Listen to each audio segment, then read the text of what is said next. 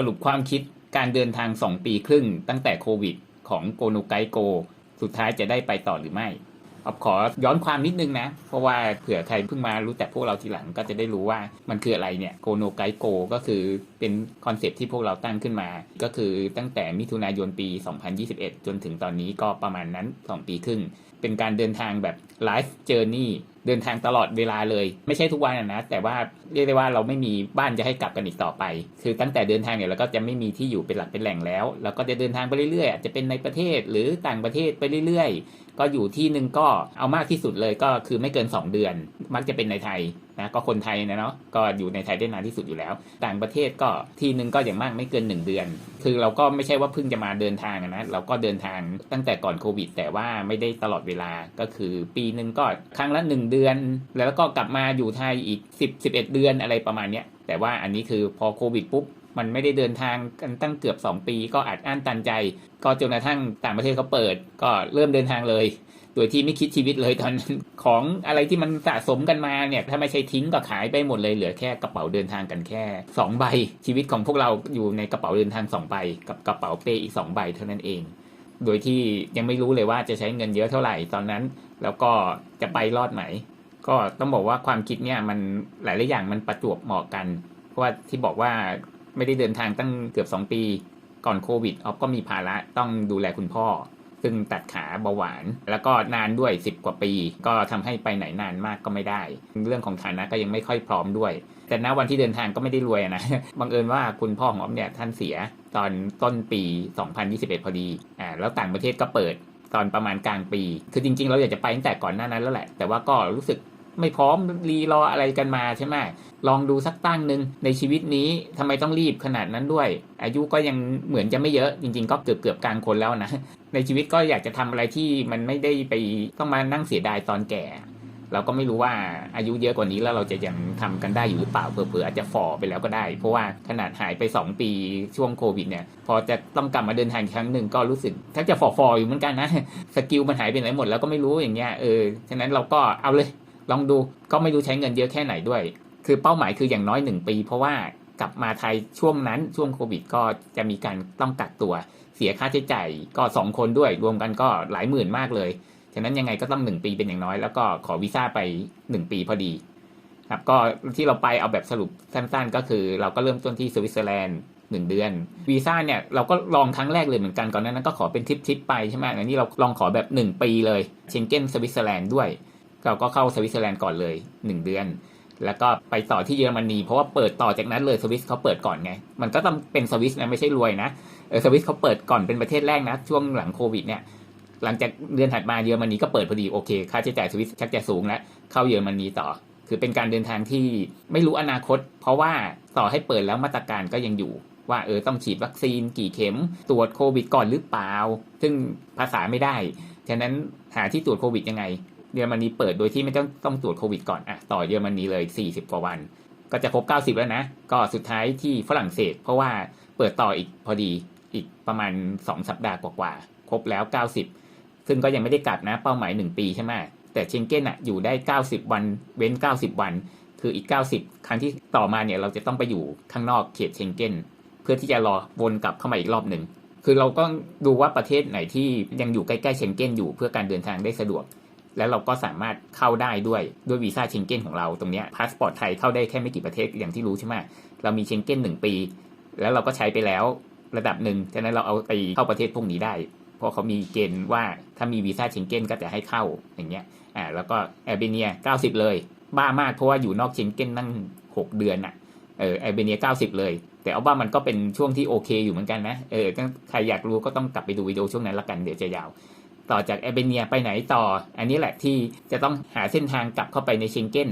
ก็อีก3เดือนถัดมาก็ไปโครเอเชียละกันตอนนั้นยังไม่ได้เข้าเชงเก้นนะปัจจุบันอยู่ในเชงเก้นแหละแต่ระหว่างโครเอเชียก็มีมอนเตเนโกรไม่เคยได้ยินมาก่อนเลยมันจะไม่ดีหรือเปล่าอะไรเงี้ยปรากฏว่าผิดคาดมากแต่ว่าไม่ได้คิดมาก่อนล่วงหน้าฉะนั้นก็อยู่แค่ประมาณอาทิตย์นึงเท่านั้นเองแล้วหลังจากนั้นก็ไปเข้าโครเอเชียครับก็เป็นช่วงเวลาที่ต้องลุ้นกันตลอดเวลาละกันเพราะว่าอย่างที่บอกข้ามประเทศจริงก็ต้องมาห่วงเรื่องมาตรการโควิดจำได้ว่าตอนนั้นยังต้องอีเมลถามทางการตม.โครเอเชียว่าตกลงต้องตรวจไหม เรารีจิสเตอร์อันนี้แล้วเราต้องอันนู้นนั่นนี่มาฉันจะจำไม่ได้แล้วแต่ต้องมาคอยเช็คมาตรการอยู่ตลอดเวลาเลยอะช่วงนั้นทุกอย่างเนี่ยถูกนะถ้าเทียบกับเวลานี้นะเราไม่รู้ตัวนะว่ามันจะถูกนะเราคิดแต่ว่าไปตายเอาดาบหน้านะแต่ว่ามันต้องลุ้นเรื่องมาตรการโควิดคือมาพูดเอาตอนเนี้ยมันก็เหมือนว่าเหรอยังไงเหรออะไรเนี่ยโอ้โหแต่ตอนนั้นนี่เหมือนแบบลุ้นกันทุกรอบที่มีการเปลี่ยนประเทศเลยว่าถ้าเข้าไม่ได้ขึ้นมายังไงต่อครับแล้วก็โครเอเชียอีกประมาณเกือบ90วันสุดท้ายก็กลับมาเข้าเชงเก้นซึ่งตอนนั้นก็ยังลุ้นอยู่อีกเพราะว่ามาตรการยังมีบ้างโดยที่ประเทศที่ติดกับโครเอเชียก็มีสโลเวเนียแล้วก็อิตาลีซึ่งบังเอิญนะโชคดีมากว่าเลิกมาตรการพอดีในช่วงนั้นเพราะก่อนนั้นก็ลุ้นอีกเหมือนกันเพราะอิตาลีค่อนข้างจิตตกเกี่ยวกับโควิดในช่วงนั้นเลยเราก็อยู่อิตาลี2เดือนว่าโชคดีมากเพราะว่าตอนนั้นเราไปอยู่ที่เวนิสไม่ได้อยู่ตรงใจกลางเวนิสนะอยู่เวนิสเมสเตอร์ซึ่งอยู่รอบนอกออกมานิดนึงซึ่งทำให้เราได้ไปเวนิสตั้ง7รอบโดยประมาณ ทะลวงจนทั่วเวนิสก็ถือว่าเป็นความโชคดีมากๆโดยบังเอิญครับแล้วก็สุดท้ายไปจบที่ฝรั่งเศสที่อยู่ติดกับสวิสก่อนโทนงเลบานก็เป็นพาร์ทที่สวยมากๆอีกอันหนึ่งแล้วก็ไปจบที่ซูริคสวิตเซอร์แลนด์เพราะว่าซื้อตั๋วไปกลับที่เดียวกันนั่นเองอันนี้คือปีที่1นะแล้วหลังจากนั้นก็ยังไม่ได้ต่อเพราะว่าต้องกลับมาอยู่ไทยก่อนเพื่อมาขอวีซ่าอะไรต่างๆก็อยู่ไทยกันประมาณ4เดือนครึ่งตอนนี้ก็ดันอุตริไปขออิตาลีซึ่งก็เจอปัญหาว่ารอวีซ่ากัน3เดือนงั้นก็เลยต้องเลื่อนการเดินทางไปจากเดิมว่าจะไป1ตุลาวีซ่ามา26กันยาอีก4วันก็ไม่ทันเตรียมตัวไม่ทันก็เลยได้เป็นจุดเริ่มต้นรอบที่2ก็คือเริ่มต้นที่ประเทศในเอเชียก่อนก็เลยไปมาเลเซียก่อนที่กัวลาลัมเปอร์เสร็จปุ๊บก็มาต่อที่โฮจิมินห์ที่เวียดนามแล้วก็โฮจิมินห์เสร็จก็สิงคโปร์5วันจากสิงคโปร์ก็กลับเข้ามาในเชงเก้นอีกเป็นปีที่2ของเราซึ่งมารอบนี้ก็อารมณ์ก็แตกต่างเพราะว่างบชักจะหด พูดตรงๆงบชักจะหดเพราะครั้งที่แล้วใช้ไปเยอะแต่ถือว่ายังไม่ได้เยอะถึงขั้นแบบจะทำให้การเดินทางต้องสะดุดหรืออะไรแต่ว่าเราไม่ได้อยากเสียเงินเยอะต่อเนื่องเราก็ครั้งนี้ขอเป็นประเทศที่ถูกๆหน่อยนี่คืออารมณ์ของเราไม่อยากจะแบบต้องมาหยุดการเดินทางเพราะว่าเงินขาดมือหรืออะไรคือเราไม่ได้มีความฝันแค่จะเดินทางไปเรื่อยๆเราอยากจะมีฐานะที่ดีขึ้นเช่นเดียวกันเพื่อนๆก็อาจจะมองว่ารวยหรือเปล่าที่เดินทางกันต่อเนื่องแบบนี้ก็ไม่ใช่หรอกก็เป็นแค่คนธรรมดาคนหนึ่งซึ่งก็ไม่ได้มีความพร้อมอะไรมากด้วยแต่ว่าเตรียมใจมานานคือหาหนทางมานานแค่นั้นเองแล้วก่อนหน้านี้ก็มีภาระอย่างที่เคยบอกส่วนของตัวภรรยาของอ๊อฟคือจีเขาก็มีภาระก่อนหน้านั้นด้วยเหมือนกันก็คือดูแลคุณย่าจนกระทั่งท่านก็เสียชีวิตก่อนนะแล้วก็มาต่อคิวออฟต่ออีกก็คือดูแลคุณพ่ออย่างที่บอกพอดีคุณพ่อท่านก็เสียชีวิตไปเลยได้มีโอกาสมาเราไม่มีความพร้อมใดๆมาก่อนหน้านี้เราก็อยากจะมีฐานะที่ดีขึ้นไปพร้อมๆกับการเดินทางตรงนี้เราก็เลยต้องเหมือนสลับกันเปลืองมาแล้วก็ขอประหยัดขึ้นบ้างแล้วก็ตอนนั้นยังไม่ทันได้คิดเลยว่าจะไปที่ไหนเพราะว่าต้องเอาเรื่องเงินเป็นหลักใช่ไหมเจอตั๋วเครื่องบินถูกพอดีไปกรีซแบบเที่ยวเดียวเลยนะเป็นครั้งแรกเลยที่ซื้อตั๋วเที่ยวเดียวคือเราต้องมี something new ตลอดเวลารอบแรกคือเราไปกลับที่ซูริคใช่ไหมเพราะเรากลัวว่าเดี๋ยวไม่มีตั๋วกลับเขาจะไม่ให้เข้ามาตรการโควิดก็เสี่ยงอยู่แล้วแต่รอบ2นี้มาตรการโควิดเขาเลิกกันไปหมดแล้วไม่มีความเสี่ยงแต่ว่าทำตัวเองให้เสี่ยงเองก็คือซื้อตั๋วเที่ยวเดียวไปลงกรีซซึ่งก็กังวลว่าจะโดนไม่ได้ขึ้นเครื่องบินหรือเปล่าอะไรอย่างนี้เพราะว่าขึ้นที่สิงคโปร์ด้วยนะไม่ได้ขึ้นที่กรุงเทพก็คือถ้าเกิดเขามีอะไรเราก็ต้องสปีกอังกฤษกันใช่ไหมก็ปรากฏว่าไม่มีอะไรไม่ได้ถามอะไรเลยกังวลตม.กรีซอีกไม่ได้ถามอะไรเลยอีกเหมือนกันคืออ๊อฟเนี่ยทั้งเตรียมอะไรสารพัดเลยแผนถ้าเกิดเขาบอกว่าต้องมีตั๋วกลับขึ้นมาทำไงก็ต้องไปยืนกดซื้อตอนนั้นแหละเตรียมเน็ตเตรียมอะไรไว้ละหรือว่าต่อจากกรีซแล้วไปไหนก็คือเตรียมว่าจะออกทางรถบัสไงไม่ได้ออกทางเครื่องบินเพราะว่ามันเดินทางต่อกันได้ใช่ไหมก็กรีซไปเลยครับ3เดือนแต่ว่าประเดิมกรีซด้วยการติดโควิดก่อนมาตรการโควิดเลิกแต่เราดันติดโควิดเองเราไปเข้ากรีซก็คือปลายปีพอดีน่าจะ27ธันวาปี2022จำได้แม่นเลยเราออกจากไทยประมาณ30กันยาแล้วก็ไปท่องมาเลเซียเวียดนามสิงคโปร์ก่อนแล้วก็ไปถึงก็27ธันวาใช่ไหมซึ่งไม่รู้ไปติดมาจากไหนไม่น่าจะติดจากกรีซส่งมั้งเพราะว่าไม่กี่วันก็เริ่มมีอาการละไอปวดหัวอะไรตอนแรกนึกว่าเป็นแค่ไข้ธรรมดาไปมามันไม่หายสักทีเว้ยเป็นโควิดตอนที่อยู่กรีซแล้วตอนนั้นมันธันวาใช่ไหมทุกคนก็รู้ว่ามันน่าจะเป็นหนาวมาก เราก็เลยเลือกไปลงที่ฮิราคลีออนก็คือเป็นเกาะที่อยู่ไกลที่สุดของกรีซเลยเรียกได้ว่านั่งเรืออีกไม่เท่าไหร่ก็ถึงอียิปต์ละเพราะว่าคิดว่ามันใต้หน่อยมันน่าจะไม่หนาวก็โอเคมันก็หนาวแต่ว่ามันก็พอรอดได้ใช่ไหมแต่ดันติดโควิดเนี่ยก็ฮิราคลีออนของเราก็เลยกว่าจะได้เที่ยวก็ปลายเดือนพอดีคือไปอยู่3อาทิตย์นี่สมตลอดได้เดินแต่ในเมืองแล้วก็ใส่หน้ากากประมาณนั้นแล้วก็ท้าทายตัวเองอีกต่อจากฮิราคลีออนก็ไปซานโตรินีก็ยังคงโชคดีอยู่เพราะว่าหลังโควิดคนยังไม่ค่อยมีซานโตรินีก็มันก็ดังใช่ไหมแต่ว่าเราเจอที่พักที่ถูกมากๆก็เลยได้อยู่ถึง1 เดือนตอนนั้นก็หายละก็ท่องซัดทัวร์เกาะซานโตรินีแล้วก็ไปจบที่เอเธนที่เป็นเมืองหลวงคือกรีซนี่ไปตามเกาะต่างๆเนี่ยดีกว่าเนาะก็หลังจากนั้นท้าทายตัวเองอีกเพราะว่าออกจากเชงเก้นแล้วใช่ไหมกรีซ3 เดือนก็ไปบัลแกเรียโรมาเนียเพราะว่า2ประเทศเนี่ยเป็นประเทศที่ตอนนั้นอยู่นอกเชงเก้นคืออย่างที่บอกต้องหาที่ถูกๆใช่ไหมมันก็ถูกพอดีก็ไปที่เมืองหลวงของบัลแกเรียเลยมีปัญหาอีกตอนนั้นฮาร์ดดิสก์ที่ถ่ายบัลแกเรียทั้งหมดมันเจ๊งคนดูก็ไม่ได้เยอะเนาะซ่อมมามันก็ไม่คุ้มเท่าไหร่จากนั้นก็ไปโรมาเนียอีก70 กว่าวันคือให้มันรวมๆกันให้ได้3 เดือนให้ได้ประมาณนั้นก่อนมาก็ไม่รู้นะว่ามันเป็นยังไงบ้างนะแต่ว่าถือว่าดีผิดคาดก็ต้องไปดูในนั้นเอาละกันเดี๋ยวไม่ได้อยากจะขยายความมากก็โรมาเนียเสร็จปุ๊บก็ขอเชงเก้นถูกๆต่อจนกว่าจะกลับก็มันต่อกันพอดีก็มาฮังการีคือที่บูดาเปสต์อยู่1 เดือนแล้วก็ไปเข้าโปแลนด์อีก2 เดือนก็เป็นเชงเก้นถูกๆทั้งหมดเลยโดยรวมๆกันประมาณ9 เดือนคือไม่ได้อยากเล่าอะไรมากก็อยากให้ทุกคนถ้าใครสนใจก็ไปดูที่ www.gonoguide.com/go นะครับ go นี่แหละรวมทริปทุกอย่างที่เราไปตั้งแต่โควิดจนกระทั่งถึงตอนนี้เลยตามคอนเซ็ปต์ Gono Guide Go ของเราจากโปแลนด์ก็ยังไม่กลับนะก็มาต่อที่เกาหลีที่โซลกับปูซานรวมแล้วอีก2 เดือนก็ดูได้ในนั้นเหมือนกันรวมแล้วเป็นทริปที่ยาวนานที่สุดของพวกเราก็คือ1 ปี 1 เดือนโดยประมาณชอบที่ไหนประทับใจที่ไหนที่สุดดันประทับใจสวิสมากที่สุดไม่แปลกนี่ถ้าไม่ใช่สวิสเอาว่าโครเอเชียคือของฝรั่งเนี่ยเขาดีหมดทุกอย่างเลยแต่เสียอย่างเดียวคือเรื่องอาหารเราติดรสจัดไงตอนแรกๆก็ไม่ได้เป็นอะไรหรอกเพราะว่าไม่นานใช่ไหมแต่พอผ่านไปปุ๊บอยากจะกินอะไรเผ็ดๆบ้างไม่มี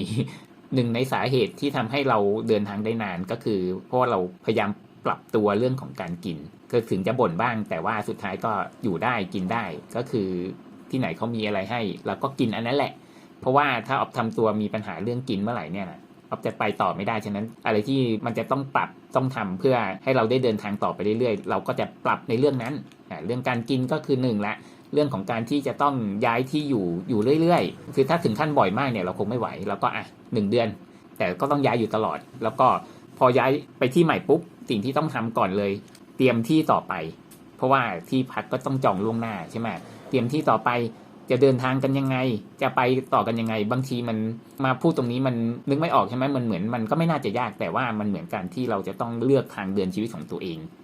เมื่อเราไม่มีบ้านให้กลับอีกต่อไปเราก็ต้องเลือกว่าเส้นทางชีวิตต่อไปจะเป็นยังไงแล้วก็บางคนอาจจะเลือกแค่ไม่กี่ครั้งในชีวิตตัดสินใจมาทำงานประจำตัดสินใจแต่งงานตัดสินใจย้ายประเทศแต่แล้วก็จบอยู่แค่นั้นนานๆเลือกทีแต่อันนี้คือเลือกตลอดแต่ถึงมันก็ไม่ได้เป็นเรื่องใหญ่หรอกใช่ไหมแต่เลือกว่าต่อไปยังไงต่อชีวิตจะผกผันยังไงบ้างเพราะว่าเกาหลีนี่ตอนแรกไม่ได้คิดช่วงอากาศดีพอดีไงตุลาพฤศจิกาเนี่ยอากาศดีไงก็เลยอยากไปเกาหลีถ้าเกิดว่ากลับมาไทยมันหน้าฝนไงฝนตกแล้วก็จะกลับมาไทยตอนสิ้นปีพอดีก็อากาศดีพอดีไงเราก็เดินทางไปตามอากาศด้วยเพราะว่ากลับไทยช่วงเดือน10เดือน11นั่นน่าจะยังฝนอยู่เนาะแล้วก็ยังร้อนอยู่ก็งั้นเกาหลีอีก2 เดือนเลยตอนนี้ที่พูดอยู่เนี่ยก็อยู่ไทยละครั้งที่2เนี่ยเป็นการเดินทางที่ท้าทายเพราะว่าเปิดทริปก็ติดโควิดใช่ไหมแล้วก็ปิดทริปก็มีปัญหาหลายๆอย่างแต่ปี67นี่มันเป็นช่วงโอกาสของพวกเราเกี่ยวกับเรื่องของการลงทุนเราก็เลยจะต้องใช้เงินเยอะนิดนึงทั้งเรื่องของหุ้นหรือว่าบิตคอยน์ราคามันก็ลงมาให้พวกเราได้ช้อนแต่ว่าเราก็มีงบประมาณจำกัดฉะนั้นเราก็ต้องไปใช้เงินกับเรื่องนั้นแต่เราจะไม่ได้หยุดการเดินทางนะเราก็คืออาจจะอยู่ในไทยหรือว่าอาจจะอยู่ที่ประเทศในเอเชียเยอะหน่อยนึงเพราะว่าเราต้องเตรียมเงินไว้กับเรื่องนั้นครับแต่อาจจะมีการเปลี่ยนแปลงทีหลังก็ได้ก็อยากจะแค่ชี้ให้ทุกคนเห็นว่าพวกเราทำตรงนี้ที่เดินทางตรงเนี้ยเราไม่ได้